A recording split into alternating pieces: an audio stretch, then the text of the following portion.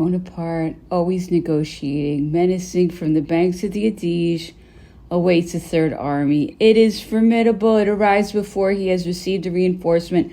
He is obliged to give way before it. He is reduced to despair. He is about to fall before it. When he finds, in the midst of an impracticable march, two dikes that open on the flanks of the enemy, he throws himself into them with an incredible audacity. He conquers again at Arcola. But the enemy, though stopped, is not destroyed. He returns the last time, and more powerful than the first. On one side, he descends the mountains. On the other, he coasts along the side of the lower Adige. Bonaparte there discovers the only point where the Austrian columns scattered over a mountainous country might reunite.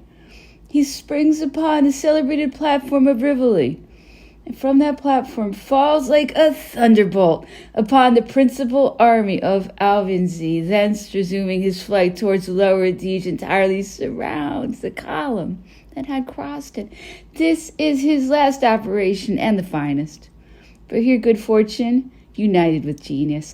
Thus in 10 months, besides the Piedmontese army, 3 formidable armies, 3 times reinforced, had been destroyed by an army which was little more than 30,000 strong at the beginning of the campaign, had scarcely received 20 to repair its losses. Such 55,000 Frenchmen had beaten more than 200,000 Austrians, had taken above 80,000 slain or wounded, more than 20,000 had engaged in 12 pitched battles, and more than 60 others passing several rivers and braving the floods and the fire of the enemy. When war is a purely mechanical routine, consisting only in driving or killing the enemy that is before us, it is little worthy of history. But when one of those encounters presents itself, where we behold a mass of men actuated by one soul and fast thought, which develops itself in the midst of bursting thunder with as much clearness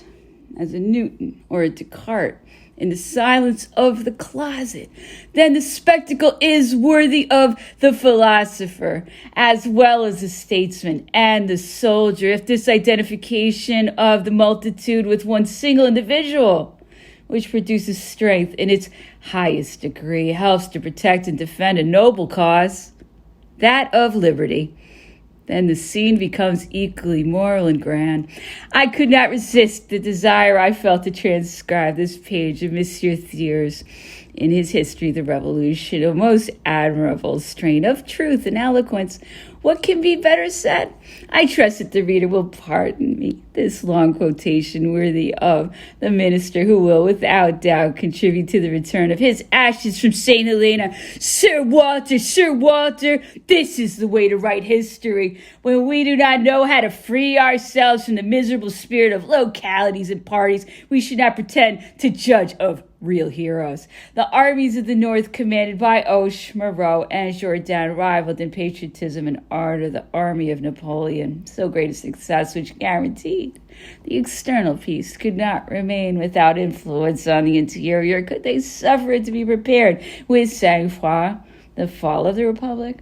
Was it for our enemies that the armies had triumphed? It was in vain that the Directory had at first repressed with a firm hand the Jacobin conspiracy of Babeuf and the Royalist conspiracy of Brotier. The embarrassment of the finances, still overburdened by assignats and territorial mandates of no value, incessantly presented fresh obstacles. The Jacobins did not dare to complain after our victories, and above all, after the establishment of the republics in Italy, the national glory which even then, in auspicious days of their blood-stained errors, never ceased to cause those ardent hearts to palpitate, had momentarily suspended their opposition. But these victories, these new republics, only exasperated the foreign factions which ably profited by the embarrassment of the finances, and to so great a degree that the Directory, although victorious externally, was upon the brink of its fall. The terrible lesson of Vendemiaire appeared to be forgotten by the royalists of Paris and Austria,